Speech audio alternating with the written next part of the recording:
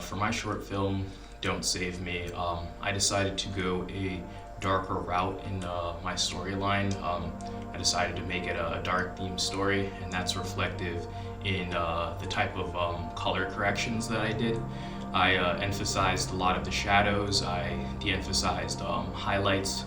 I had a custom preset where in Premiere Pro where everything, it changed the color temperature a little bit, so it was a lot cooler than it normally would have been. So everything felt a little bit more moody, a little bit more dark. In terms of sound, I tried to add little dialogue as I could to emphasize the theme, I guess. The theme. I wanted everyone to reflect on the actions more, like the little niche actions more than the dialogue. In terms of software and hardware, I had actually a lot to work with, which I was very happy about, especially in the hardware department, since we have a fantastic media service department that had a lot of tools that I could use. I was using an H4 kit a lot of the time, which came with a H4 handheld device, which is a recorder. It had the headphones for that. I had a shotgun mic. I had a blimp for the outside scenes. If it was particularly windy, it could drown out the wind. I had my own camera, which is a Blackmagic Cinema 4K camera. It's a fantastic camera. I'd recommend it to anyone. In terms of software, I was mainly using Premiere Pro because I didn't add any specific special effects to the film, so I didn't need After Effects to I guess change anything.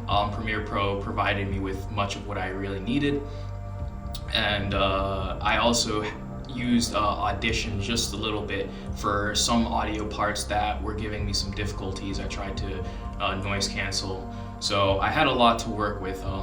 I had some of my own equipment. I had a tripod. I had some small microphones myself. It was a fantastic shoot. I had a lot to work with. In terms of how I prepared to make the film, I really wanted, I already knew I wanted a dark aesthetic, and I'm a fan of a lot of Tim Burton movies, so I looked at some of his movies, and I wanted to, I guess, have the same color scheme, like if you watch his movies, you could see the lighting, in terms of lighting, color correction, everything's a little bit darker mood, and he does that really well. And I kind of wanted to, I guess, implement that in my film. I also took a couple suggestions in terms of dialogue and pacing from my professor. Shout out Eric. He suggested me a couple movies which I skimmed through. Just to see how the pacing, the dialogue was, just to, I guess, improve the dialogue that I did, because I went through several script changes where I shortened the dialogue a lot, changed a number of things. In terms of teamwork and collaboration and just working with people in general, I found this to be the hardest aspect of the film itself.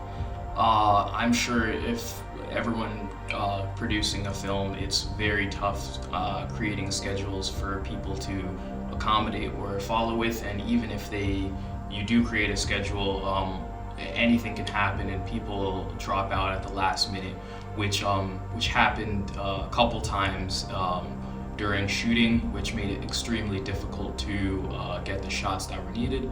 So the script had to be adjusted numerous times. Ultimately, that's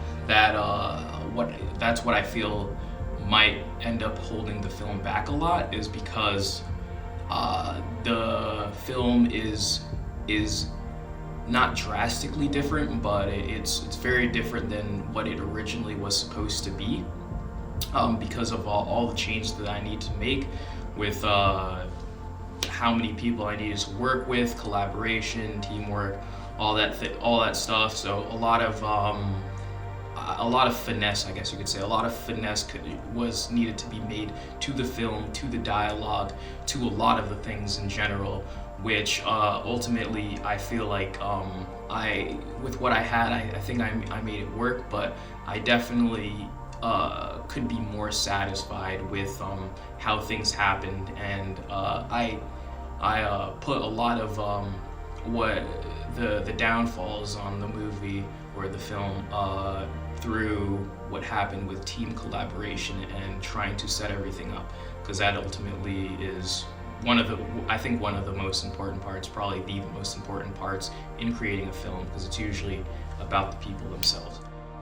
In terms of trials and tribulations and shortcomings and things that I had to rise up from, I would say the audio is an extremely difficult beast to work with. A lot of the time, once you do a shoot and you look back and you listen to the audio, if it's not good, then there's very little you can do, especially with audition. You might be able to salvage with some ADR, but a good amount of what challenges I faced was the sound itself. I discussed shortly about how collaboration was one of the many problems that I ran into, which as difficult as it was, I obviously had to make it work through changing the script, changing the dialogue, changing a lot of the shots, changing some of the scenes, but ultimately you have to rise up from these difficult circumstances and make a film. Well, my name's Sam Saturne. I produced, directed, and I shot Don't Save Me, and I hope you guys enjoy. Thank you.